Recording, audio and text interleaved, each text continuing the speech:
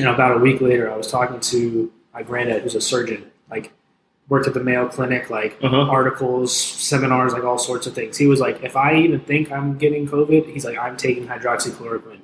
And I was like, well, I mean, if you said it, you're a medical expert, like for years and years. I was like, I'll probably take your advice, right? Yeah. So CNN's running a smear campaign, and then 2 days ago, I saw on Twitter, CNN tweeted, surprising new study finds hydroxychloroquine has good effect on patients with COVID. And I was like, just like nobody knows what to believe anymore. And then people just yell at each other. Right. I think another thing is like when it comes to like freedom of expression and freedom of speech, like especially when it comes to Trump, he says like a lot of like ridiculous and like unempathetic things on Twitter, but it's like a lot of people is like, oh, he's like inciting like violence. He's like he's giving people empowerment to be like violent. Okay, I was like, that has nothing to do with him. Like from what like he says, like he has the freedom and like the freedom of speech and whatever, and like. That's the only thing that what I disagree like with that whole like issue. It's just like he just needs to learn how to be like empathetic. He just that's something he needs to learn. Right. So it's like him saying that stuff like to other people that they feel like especially like racist people that happen to be Trump supporters or conservatives or whatever, and they feel like if they feel empowered, that's not because of Trump. That's because they took it on themselves. But he said that, so that means I can go out and just punch, some black person in the face because I'm white, and that's like so like that has nothing to do with Trump. That has something to do with you as your person. Like you're just not right in the head. You know what I mean? It also comes to the point of he's the president, and we generally hold our presidents to a higher standard. Right. He is not upholding that standard whatsoever. Right. And so it's very easy to say, oh, he said this.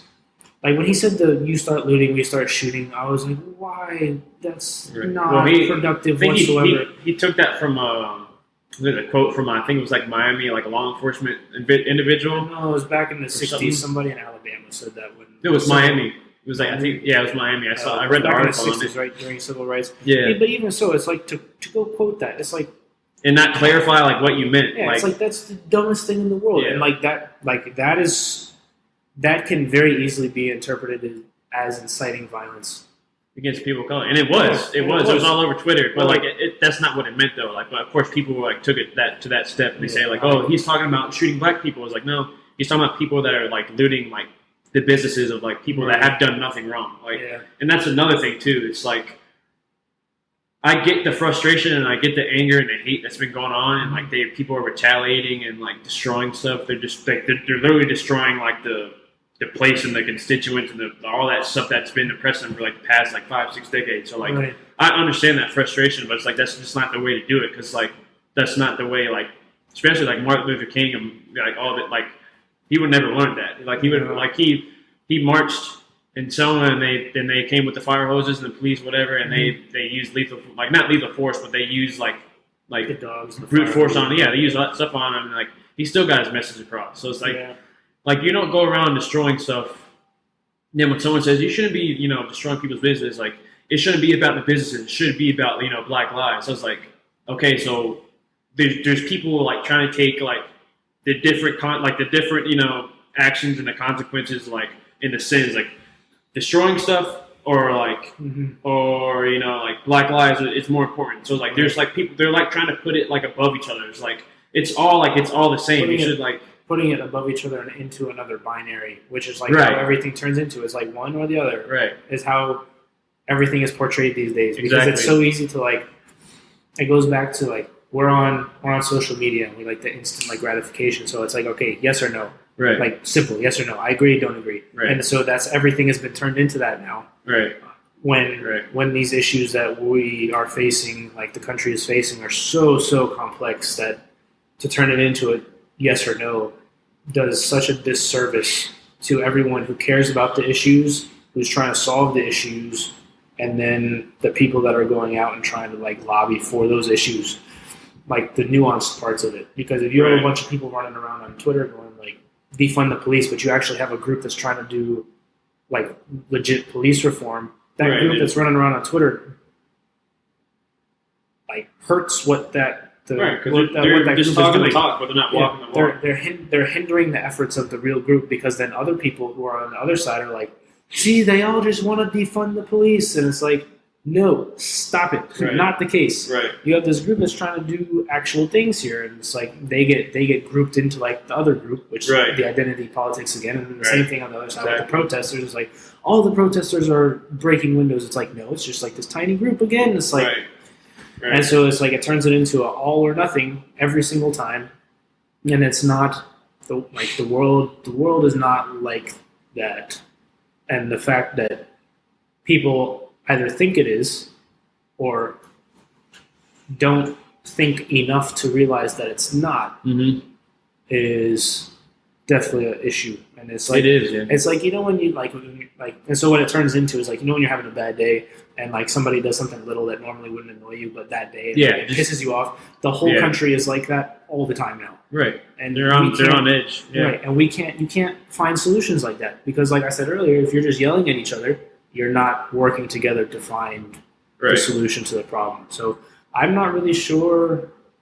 I don't know what way out of this I see, to be honest. To be honest, I think it's probably going to get worse, to be honest. Like, given that, like, all these people that are in politics now, in our education system has been teaching, like, all, like, our generation and stuff and, like, what we've, like, been exposed to, they're going to see that and they're going to move up in those positions and take over in politics and government, whatever. Then it's going to change it like radically. It's going to like they're going to have even more extreme radical laws, and it's going to progress worse. So like that's what I'm saying. Like you're starting to see like the death of a country like literally like we're literally like in the beginning parts of like the country like breaking down into like something like a little bit more worse. But like it just depends like on the politics. The one way I see out of it possibly is if this like postmodernist thing starts to kind of collapse on itself. Right. I was listening to Joe Rogan podcast. He had this guy named James Lindsay on, and he wrote a bunch. They wrote like 20 fake academic papers about like sexism and like all this sort like ridiculous stuff, and they submitted it. And one of them got an award. It was about I'd have to go listen to it again. It was about dog parks. He wrote the paper as a girl and said that she went to dog parks and counted the amount of dog humping incidents and said that dog parks insinuated rape culture, and so you needed to retrain all the dogs. And it like won an award from some journal, from some like, and so it's like I'll send you the link afterwards. Yeah. But it's like if this collapses on itself, like I don't see how this if Trump gets reelected, I don't see how this gets better in the near term because people are going to be so bad. Yeah. I think one of the ways is if Biden gets this is going to sound horrible. If Biden gets elected, picks a decent vice president, and then like for whatever reason he becomes like super senile within 6 months, and they have an actual decent president, it's like that could be a way out. I don't know. Yeah, right now it's just like I'm more interested in what Trump is going to bring to the table, given like what's going on right now and like the current state of the country and like the economy.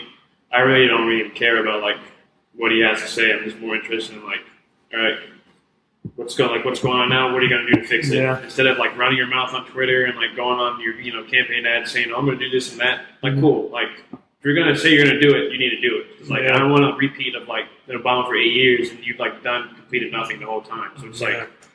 He's starting. I saw that he started to do like some good things.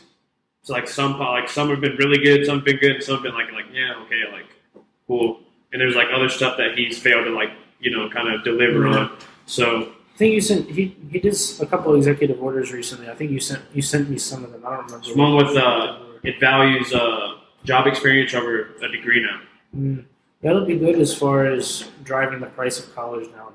So I think now I think that's good for especially college students when they come out and or especially if like people that are working and ain't going to college, if they come out, they automatically are going to they're going to be in a better position to get a job. Yeah, I know like a lot of people go out of college and they get like some job that's not paying enough or like it's not good enough and they have like a degree. They're like, oh, you need job experience. It's like I went to school for 4 or 5 years. Like why do I don't need job experience. I have a degree. Like I'm starting at an entry point or an entry position. I just work my way up. Why I have to have experience? It's like it's kind of redundant for someone to go to school for like 4 to 5 years and not be able to get a job that's like well paying and it's going to like support you. You know what I mean? So it's like, I think that was a good move on him. To be honest. I think it'll help drive down the price of university eventually in the next like 10, 15 years because they'll realize the price will go down because work experience is valued as much, and so people who don't go to school,